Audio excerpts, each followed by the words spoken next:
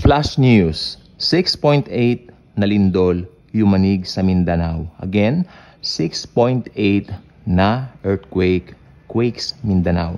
Okay, good morning po sa ating lahat. Welcome sa ating pong channel.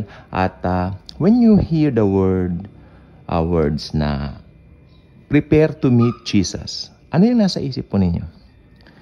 So, I can give you three, pace, P-H-A-S-E, to that thing, that very scenario or that very thing to happen, may tatlo pong pace na pwede nating pagpilian. Okay? O syempre sa will pa rin ni Lord yun, no? Una, kamatayan. If you are saved and you receive and accepted Jesus as your very own personal Lord and Savior, then you will meet Him. Face to face. He will embrace you.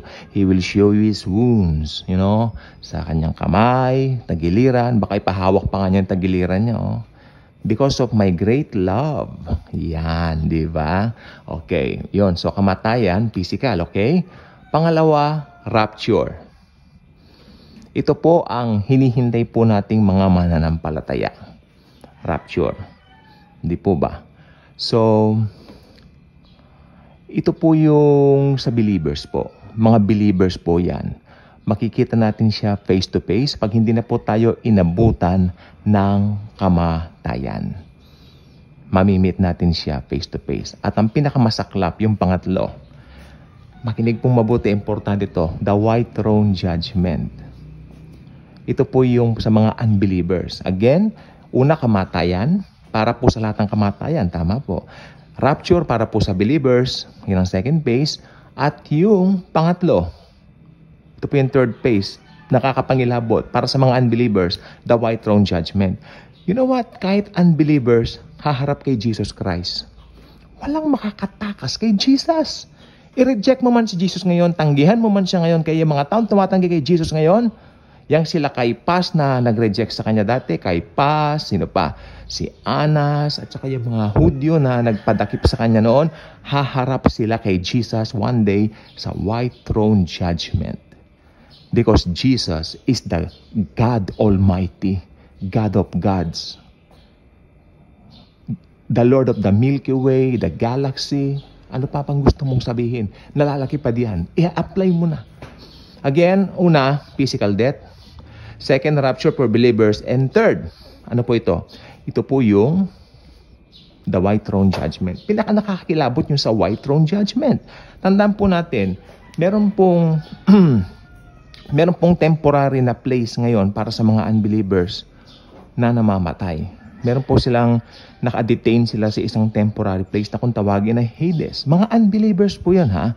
Pero kapag dumating po yung judgment ng white throne judgment, sila po ay muling bubuhayin at bibigyan po sila ng flesh, at bibigyan po sila ng parang ganitong katawan, na buong katawan. Pero pag nabuhay sila, haharap silang lahat kay Jesus. Lahat ng unsaved, lahat ng unbelievers. At doon, sabi ng Bible, ibinuka ng dagat yung mga patay na nasa kanya. At after that, haharap sila sa mismong hukom ng mga hukom, the Lord Jesus Christ Himself.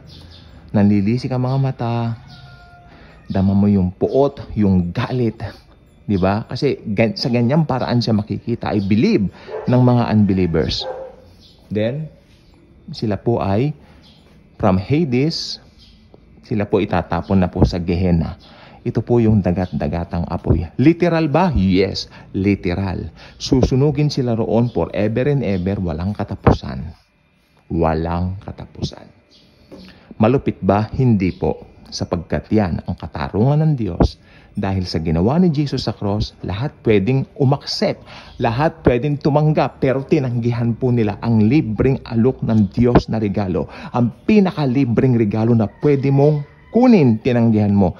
Kaya, you will pay the consequence of your decision of rejecting the Lord Jesus Christ doon sa Gehenna. Okay? Iyon ang iyong magiging kapalaran.